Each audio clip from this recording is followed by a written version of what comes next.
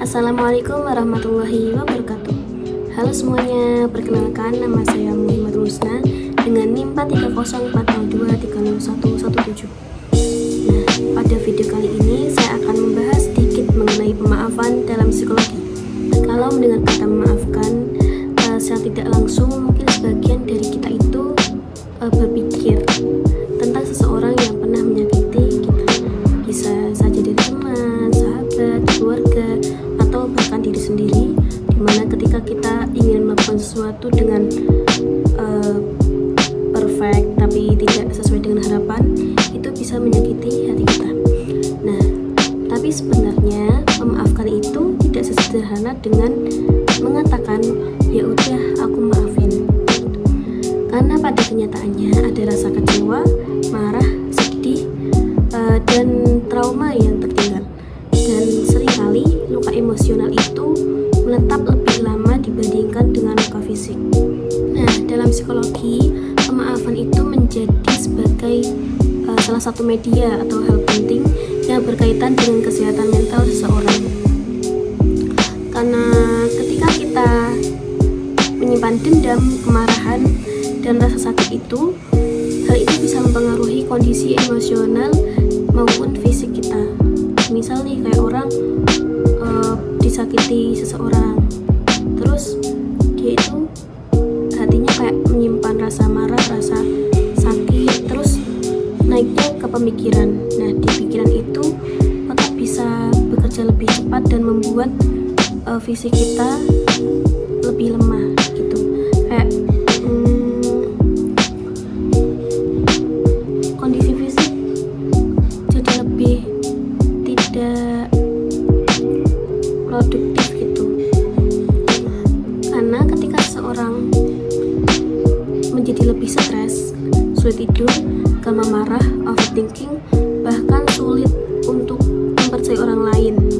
Jika seseorang terus menyimpan rasa amarah, rasa sakit, dan rasa sedih, hal itu bisa mempengaruhi kondisi emosional seseorang tersebut maupun kondisi fisiknya. Misalnya, seseorang bisa jadi lebih stres, kayak kita mengalami masalah sedikit saja dia stres, terus bisa jadi sulit tidur, terus overthinking, bahkan sulit untuk mempercayai orang lain, dan itu bisa ke orang tua kita juga. Nah, sebelum membahas lebih lanjut, kita perlu mengetahui apa itu pemaafan. Menurut para ahli psikologi, pemaafan adalah proses seseorang untuk mengurangi rasa marah, rasa kecewa, rasa kebencian, dan rasa keinginan untuk membalas dendam kepada orang-orang yang telah menyakitinya. Tetapi penting untuk memahami bahwa memaafkan bukan berarti melupakan kejadian yang telah terjadi. Memaafkan juga bukan berarti kita membenarkan tindakan dari orang lain. Contohnya seperti ini. Misalnya ada seorang siswa yang dibully di sekolahannya. Ia diejek tiap hari sampai merasa minder dan percaya dirinya itu berkurang. Padahal awalnya dia itu memiliki rasa percaya diri yang tinggi. Nah, karena dibully ini, rasa percaya dirinya itu menurun. Nah, ketika suatu hari siswa ini memilih untuk memaafkan, bukan berarti tindakan bullying itu benar. Bukan berarti rasa sakitnya ia rasakan juga langsung hilang.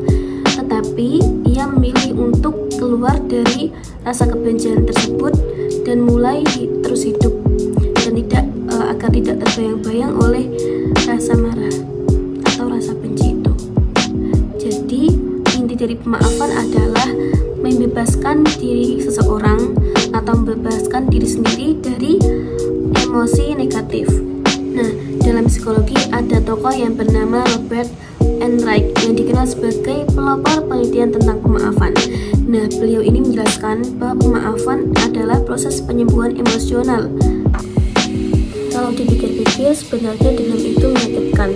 Ketika kita memikirkan rasa itu, maka pikiran-pikiran kita itu jadi lebih menyakitkan. Nah, kadang hal itu bisa menimbulkan rasa yang tidak enak, kayak kita merasa sering marah, merasa bad mood, merasa moodnya berganti-ganti. Padahal itu kan dalam satu hari moodnya itu sering berubah, terus bisa menimbulkan emosi. Nah, kadang mudah suasana hati juga mudah berubah. Contohnya nih, ada seseorang yang akan dikhianati oleh sahabatnya. Pada awalnya mereka itu dekat, saling percaya, saling bercerita, bahkan privasi juga diceritakan. Tapi pada suatu hari ia dikhianati oleh sahabatnya, karena sahabatnya ini menceritakan privasinya kepada orang-orang. Ia merasa kecewa, merasa marah, dan merasa privasinya itu tidak dihargai. Nah, lalu dia menjadi seseorang yang sulit untuk percaya kepada orang lain. Ketika ada temannya ini berteman dengannya, ia menolak, ia tidak mau, dan ia merasa bahwa ia mampu sendiri. Nah, kalau memaafkan tidak selalu berarti kita harus dekat kembali, tetapi kita tetap menjaga hubungan yang baik. Kadang kita perlu untuk menjaga batasan demi kesehatan mental diri kita sendiri. Nah, dalam psikologi ini dinamakan dengan healthy boundaries, yaitu batasan yang sehat. Jadi kita menerapkan batasan-batasan kepada orang-orang agar kesehatan mental kita itu tetap terjaga. Jadi memaafkan bukan berarti kita harus membiarkan diri kita disakiti terus-menerus. Contohnya, ketika kita memaafkan diri sendiri, hal ini justru sering kali lebih sulit, karena banyak orang yang terus menyalahkan dirinya atas kesalahan yang telah dilakukan pada masa lalu. Misalnya ada seorang mahasiswa yang gagal dalam suatu perlombaan penting, ia merasa dirinya bodoh dan tidak berguna, padahal itu hanya permulaan. Ada pepatah, kita bisa gagal dulu, tapi kita akan menang kemudian. Lalu setiap ia mengingat kegagalan itu, ia terus menyalahkan dirinya sendiri. Padahal semua manusia pasti merasa gagal, merasa kalah, karena dunia ini tidak perlombaan. Tapi dunia ini adalah bagaimana cara kita untuk menikmati hidup kita dengan tenang dan tetap pada jalan yang benar. Lalu akhirnya ia kehilangan rasa percaya diri dan takut mencoba lagi. Karena itu ia memaafkan diri sendiri. Juga penting dalam psikologi, kita perlu menerima bahwa manusia itu tidak sempurna, dan setiap hal yang kita lakukan tidak harus sempurna. Kita itu manusia, bukan Tuhan. Selain bertambah, ketika kita menerima bahwa manusia tidak sempurna, maka kita akan sedikit merasa bahwa tidak semuanya harus dilakukan dengan perfect. Orang yang terus menyimpan amarah biasanya lebih mudah mengalami stres yang berkepanjangan, dan ketika stres berlangsung, tubuh akan lebih mudah lelah, terus sulit tidur, bahkan daya tubuh semakin menurun. Sebaliknya, orang yang belajar memaafkan diri sendiri biasanya merasa lebih lega dan tenang, walaupun masalahnya belum sepenuhnya hilang, tapi hatinya tidak lagi seberat sebelumnya. Lalu, bagaimana cara kita belajar memaafkan? Nah, yang pertama adalah menerima emosi yang dirasakan. Jadi kita nikmati saja pertama-tama itu.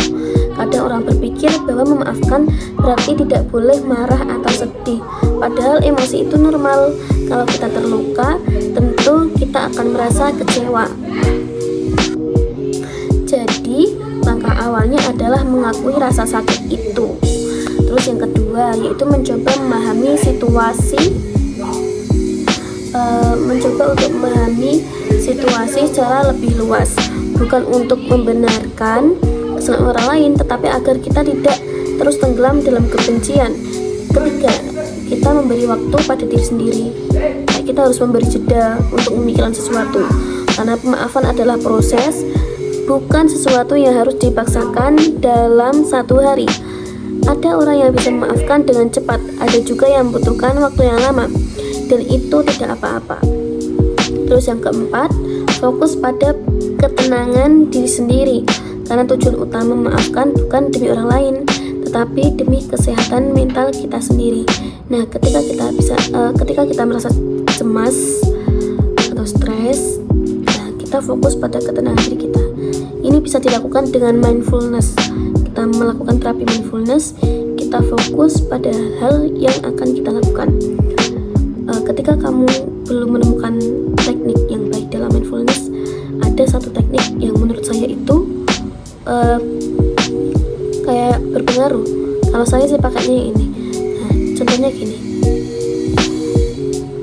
kita fokus pada gerakan tangan kita, rasakan rasa gerakan ini, entah itu mau 2 menit, 1 menit, 5 menit.